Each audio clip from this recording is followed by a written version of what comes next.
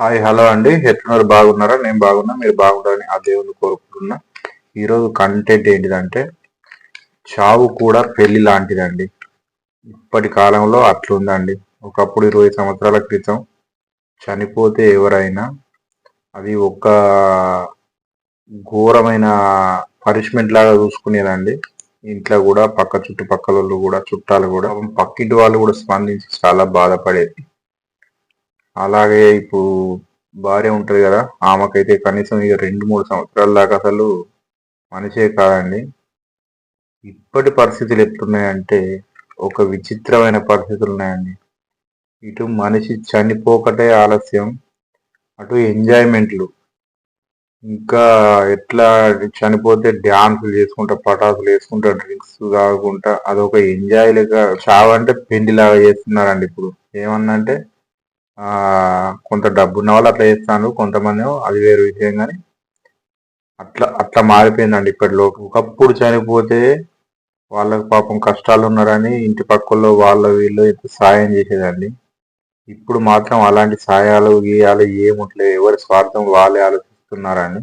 ఇప్పటి పరిస్థితి ఏంటంటే, ఒక మనిషి చనిపోయిందంటే వాని ఇల్లు గొల్లైతుందండి. ఎందుకంటారా?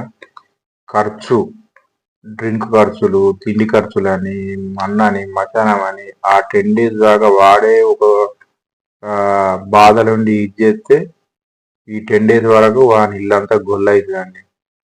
ఇంకా నేను ఒక ఫ్యామిలీని చూసిన లైవ్.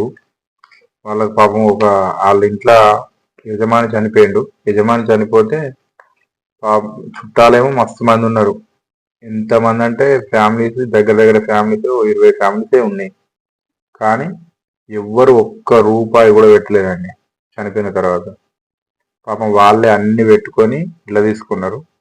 కానీ చనిపోయిన రోజు నుంచి మొదలు పెడితే ఆ 20 కుటుంబాల చుట్టాలు ఉన్నారు కదా, వాడు ఎవ్వడు పొయ్యి కూడా పెట్టలే ఇంట్లో. ప్రతిరోజు 3 రోజులు, 5 రోజులు, 9 రోజులు, 10 రోజులు మొత్తం వీళ్ళు ఇంటి విన్నే వాడు తిన్నారండి. ఏమన్నా అంటే చుట్టాలు కదా వాళ్ళు ఇంకా వాళ్ళకు పొద్దున టిఫిన్స్, మధ్యాహ్నం లంచ్, సాయంత్రం డిన్నరు, ఇంకా స్నాక్స్, అబ్బాబ్బాబ్బా విపరీతమైన ఖర్చు పెట్టించిందండి. వాళ్ళకి ఇంకా సపరేట్ వంట మనిషి. వాళ్ళ దినాలు 11 days అయిపోయే వరకు పాపం వాళ్ళకు మినిమం ఒక 2 లక్షల ఖర్చు వచ్చిందండి. కనీసం వాళ్ళ ఇంట్లో వాళ్ళ చుట్టాలు ఒక్క పొయ్యి కూడా వెలిగించలే అండి. నేను లైవ్. కానీ పాపం కష్టం వచ్చింది, డబ్బులు కావాలంటే మాత్రం ఒక్కడు కూడా సాయం చేయలే వాళ్ళకు. దరిద్రం చూడండి. పాపం ఆన్నో ఎన్నో తిప్పల పడి మొత్తం ఒడ్డెక్కించిండండి. మళ్ళా ఉల్టా ఏమన్నా అంత ఖర్చు పెడతానికి ఆని బాగా బలిసి ఖర్చు పెడతానికి డబ్బులు బాగున్నాయని మళ్ళా వీళ్ళే ఇంక ఇప్పుడు ఈ 20 కుటుంబాలు ఉంటాయి కదా, వీళ్ళే అంటారు ఆయనకి ఎదురా వచ్చే డబ్బులు ఉన్నాయి, ఖర్చు పెడతాడు, ఎంజాయ్ చేస్తాడు, వాడు తినాలకి అంతే ఖర్చు పెట్టుకుంటారు కదా వాళ్ళు. ఇక వాళ్ళ సమస్యలు ఘోరంగా. డబ్బు నోడైతే ఓకే పర్లేదు, కానీ డబ్బు లేనోడు మాత్రం వాని లైఫ్ అంతా దండానే. కానీ ఆ అప్పు తీరది, ఆడు డెవలప్ కాడు.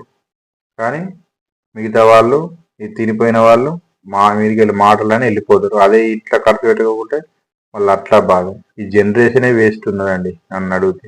ఈ వీడియో ఎవరిని అట్టు చేయడానికి కాదండి, ఓ వాస్తవం జరిగింది కాబట్టి చెప్తున్నా, నేనేం కల్పించి చెప్పలేదు.